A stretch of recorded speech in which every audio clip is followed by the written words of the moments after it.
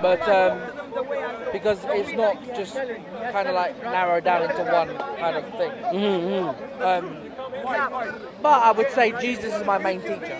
Yeah. Yeah. Why do you think you narrowed him down alone? Like your main teacher. Why do you think you do that? Is it something subconscious, culturally, or you actually selected it to be him mainly?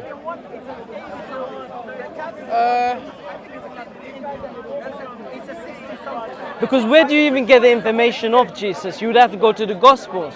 But the Gospels are so they argue it's unreliable documents.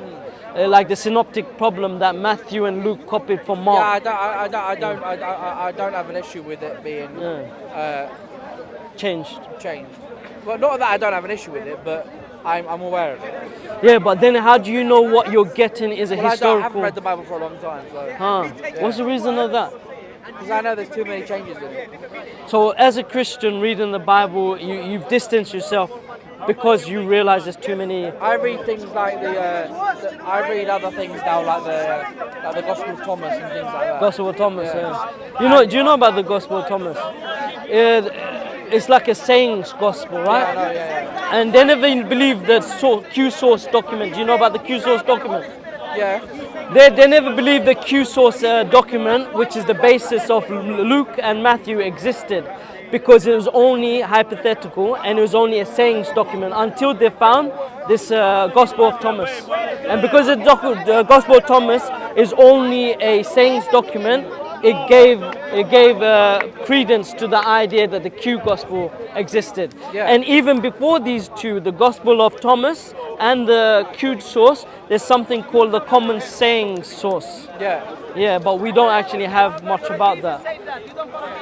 You're saying so you follow like apocryphal, but how do you determine what's truth in that? I just basically go by. I take stuff from the main Gospels as well. But like for example, I like to meditate on the Sermon on the Mount. Yeah. I don't know if you've heard of that. Yeah. But I like to meditate on that, and because the Sermon on the Mount is just more, instead of do this, do that, do this, do that, it's more of like a state of being. And I can resonate with that from my experiences that I had with that light. But doesn't it become arbitrary? Let's say you follow or believe in something because of experiences, and I may have, if we're looking for truth or reality, now you through your arbitrary or experiences come to one conclusion. I by the same.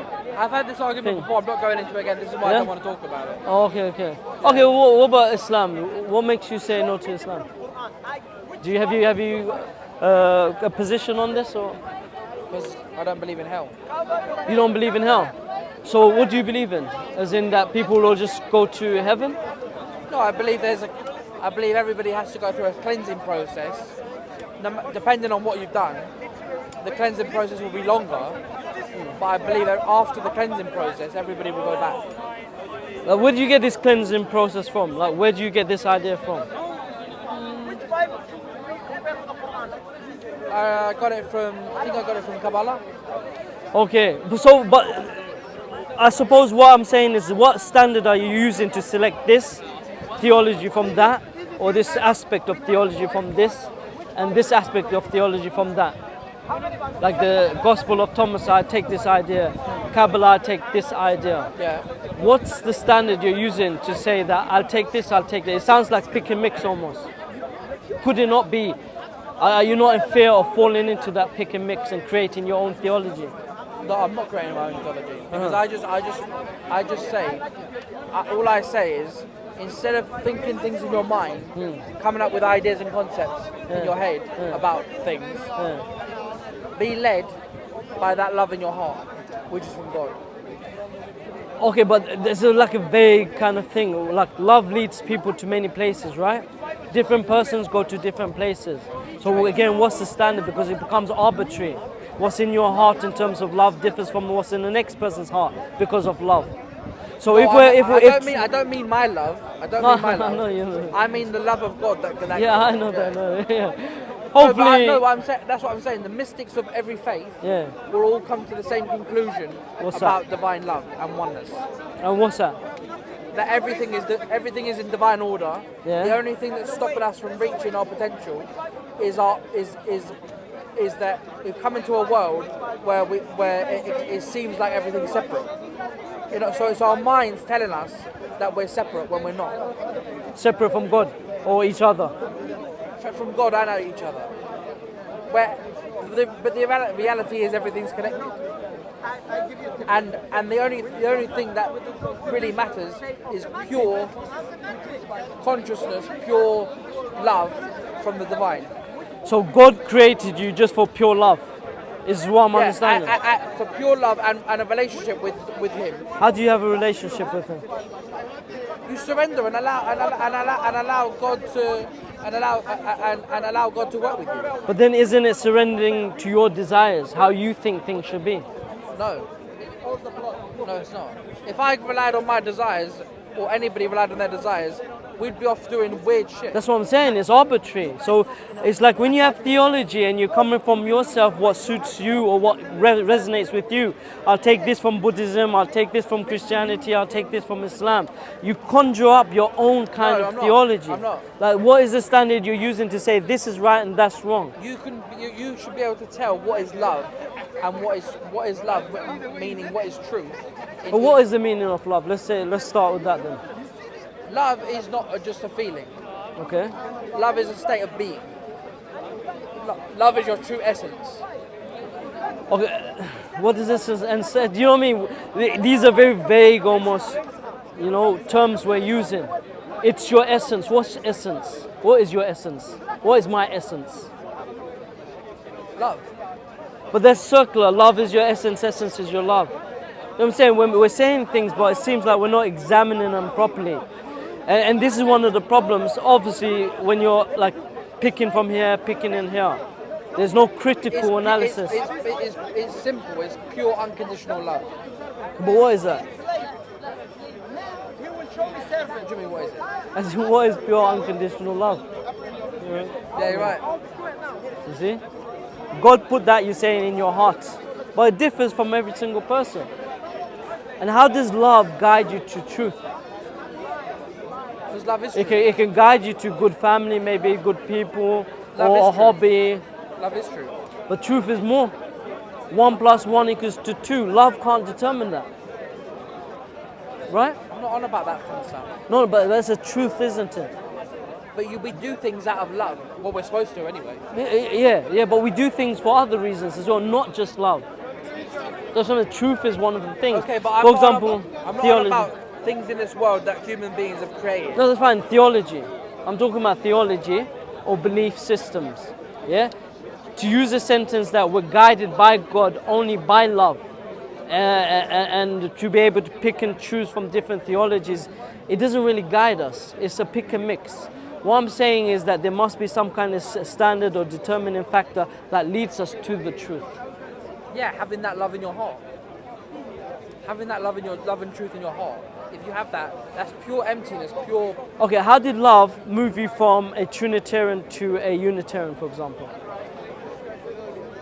Because it made me realize that God is this love. And in this love, there's no 1, 2, 3, 4 or anything. It's just pure being. It's just pure existence. There's no 1 God, 2 God, 3 God, 1 Trinity, 4 this. Even the concept of one God is nonsense. Why? Because God is not a number. God is not a one being, one person thing. Numbers are abstract things, but we use it descriptively. Okay. Yeah. God is just pure love, and that's it. Pure awareness, pure being. When you're saying this, are you talking about divine simplicity? Is that what you're talking about? God is love. Is that what you're referring to? Then what does that statement mean? God is love. Like, for example, can you say God is powerful? God is a spiritual force of love. Yeah, but you didn't say he's pure love. Is he not any other things like all powerful, all knowing, all seeing, all hearing? Yeah. So what do you mean then he's all love? Like, what does that actually mean? Because like, many people say this. Yeah. I've never really grasped or understood it. What does it mean that God is all love? Even in the biblical sense, it doesn't make sense because he hated Jacob before Jacob had done anything. I don't know. So you don't follow the Bible? I don't agree with a lot of things the Bible says. But what's the reason? If you were just going back to your person. Because myself, my experience, along with a lot of people's experience, when, for example, near-death experiences, and a lot of mystical people, when you come into contact with this presence, you realize there's nothing outside of this love. Everything's connected. There's just nothing but love. There's no judgment. There's no, oh, I'm gonna go. I hate this person. There's no, I hate this person. So you don't hate anyone ever. Hate has never been an emotion that's in you. I never said that. No, I'm asking. I'm a human being. I lack. Sometimes I hate. Sometimes I think to myself, you're an absolute arsehole to someone. Or I might think, I'm not perfect. But I know deep down, in every person's soul, is the divine light of God. Okay, but what does that mean? Divine light of God is in every single person. We are in the likeness of the Creator. Okay, but okay. So now you said a different thing. You said the divine light of God is in Yeah. So what do you mean by that? His wisdom, His knowledge, His truth, His pure bliss is in everything, and that is the source of truth for every person. Okay, so you no longer, there's no Christianity with you at all. I thought I was speaking to a Unitarian, but now you just confused me completely. Yeah. No, like I said, Jesus. Even this theology you're talking about. Jesus is my main teacher. But why is he your main teacher? If all you can get from him is the Bible, and you don't believe the Bible to be something which is preserved. No, I believe quite a few things in the Bible. But how do you choose what's true and what's not? That's what I'm saying. Because the idea is that we don't just once you realize and come into encounter with the light, it's no longer about reading things in a book and believing it. It's about you gain wisdom by having divine encounters with the divine. And each experience you have, you grow in more knowledge and wisdom. That's how we're supposed to grow. It sounds like nice words, but I'm just trying to define these things so it's understandable beyond yourself. You know, like it's in when we say like we're united with God through love or each other. Like, what does that mean? You know, what does it actually mean? If I love someone, then I'm connected to God. You know what I mean? It sounds nice and everything, but I'm trying to understand this, you know? We're going back to what we just went over. Yeah, exactly, yeah. I don't really but do you see the problem that like someone who's trying to understand your theology will have? It's like these are terms we use, but we never examine them. Like we're driven to truth by love, for example. No, sometimes we're driven to truth because we're researching. We want to make things logical, for example, not just love.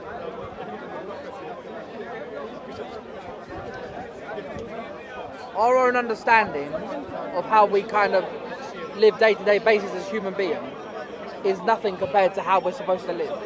We are supposed to... How do you determine, without a law, how do you determine how to live by yourself? Law... Because the arbitrary, this is the point I'm trying to say. Maybe this is the debate. You are the law. You are the law. What does that mean?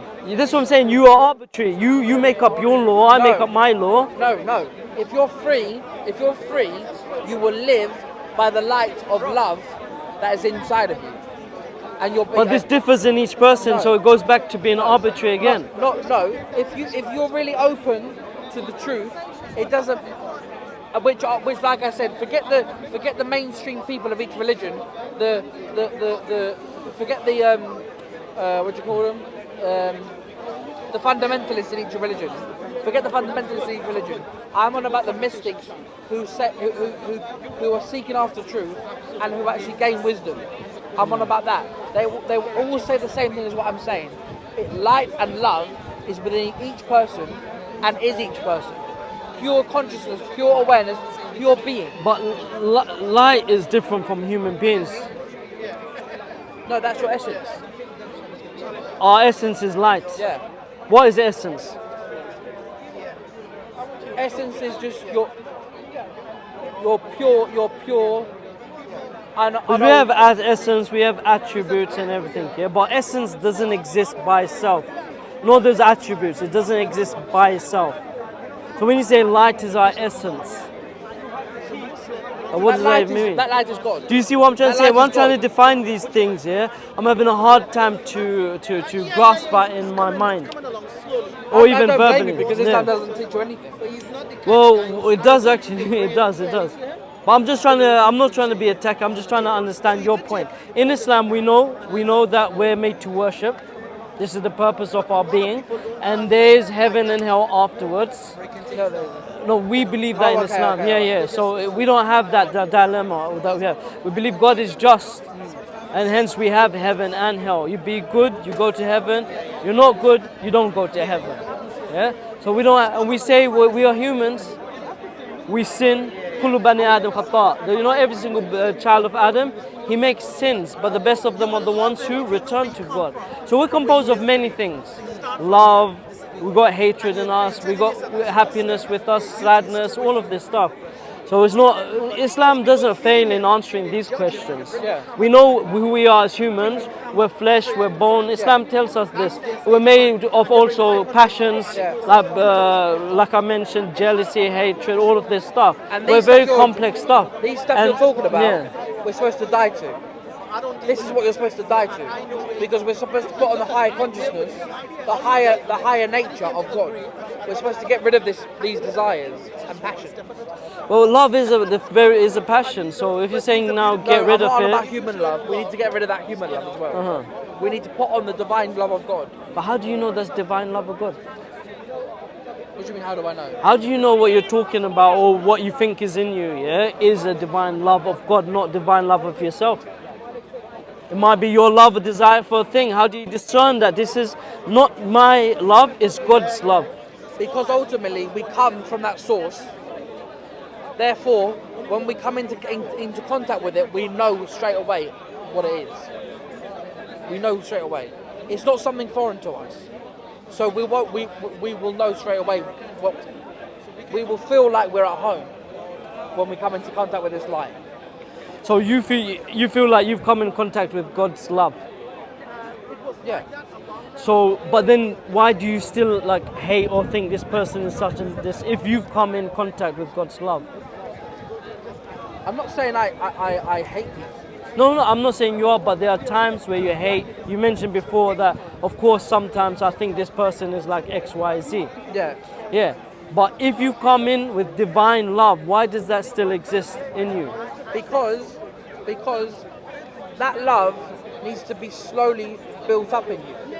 That love needs to slowly grow. And where are you getting this information from? You say the esoterics, like it's in from different religions. Where do you get that idea from?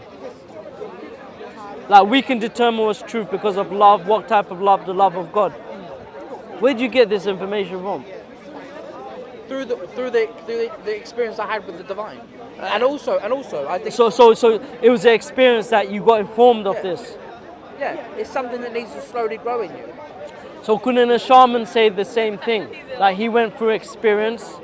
Yeah, I don't know, one of these experiences that shaman has, botanical Shaman. experience. You know shaman? No. Okay, let's just say someone has an experience, or let's say someone takes drugs, for example, Yeah. and says he has a connection with God. How do you even investigate what he's saying is true or not? Well, I don't think that they're having an experience with drugs is the same thing as. No, but many people who take drugs, always, or not always, a lot of the time, they have experiences which are divine. Maybe. You I know always a hear couple this of about people- DMT and I know a everything, couple of people- cannabis and everything. I know a couple of people when they had their experiences with the drugs, Yeah. that it led them to spirituality. It let some people. I know one or two people. That But are- coming down to this information that you're coming with, Yeah, hold on one second. I'm saying that these people, once they can come into encounter these things through maybe these drugs or whatever. One person I know, because he had the experience with the drugs, he ended up going to India for 6 years. Yeah, so he ended up going to India for but 6 something can't be right. You know, okay, you have experience, you end up in India for 6 years, like. Yeah, learning from the teachers. But I don't know. It's like very arbitrary, learning from like from pick and spiritual mix. teachers. Yeah. It's learning from spiritual teachers. That's why that's what their drug. So last time I listened to you, I thought you were Christian. This is the whole for wanting this discussion, but it seems like you've left that completely.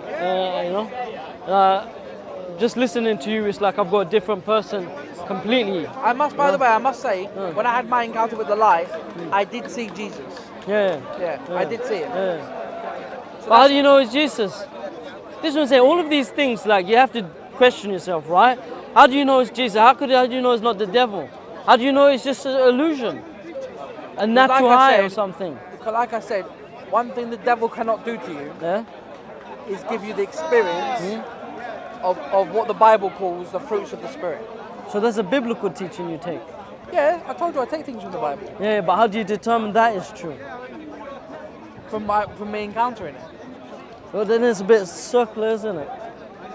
Because I encounter it, I believe it because the Bible says it. We can only bear witness to the truth if we experience that light ourselves.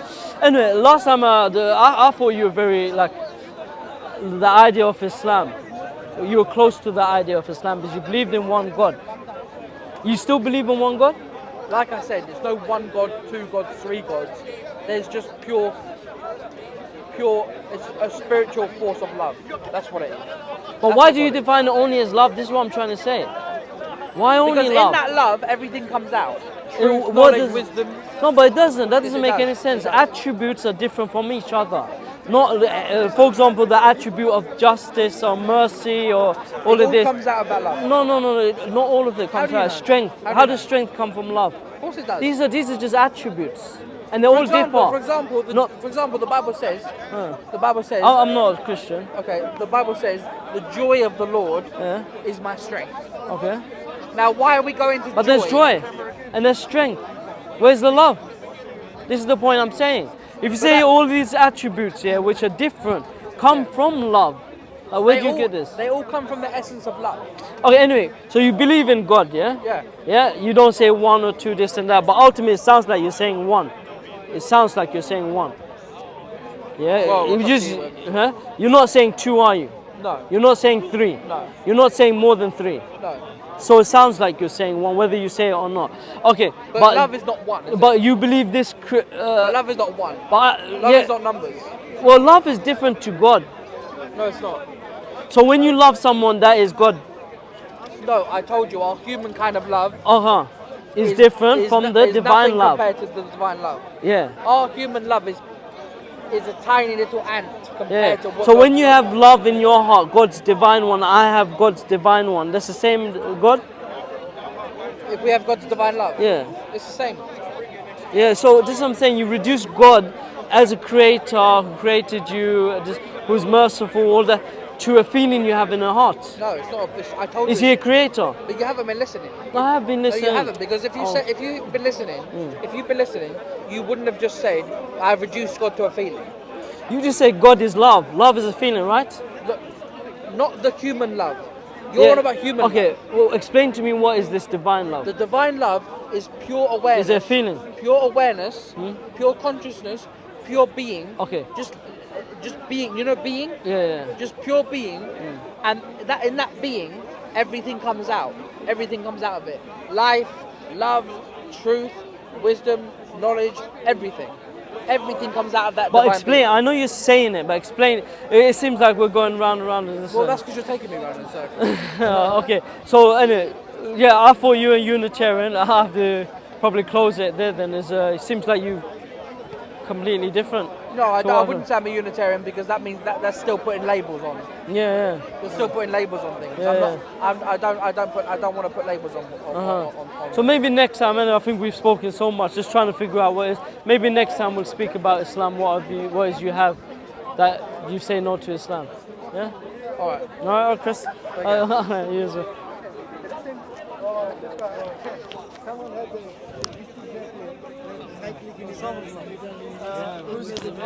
I get stuck with this all the time.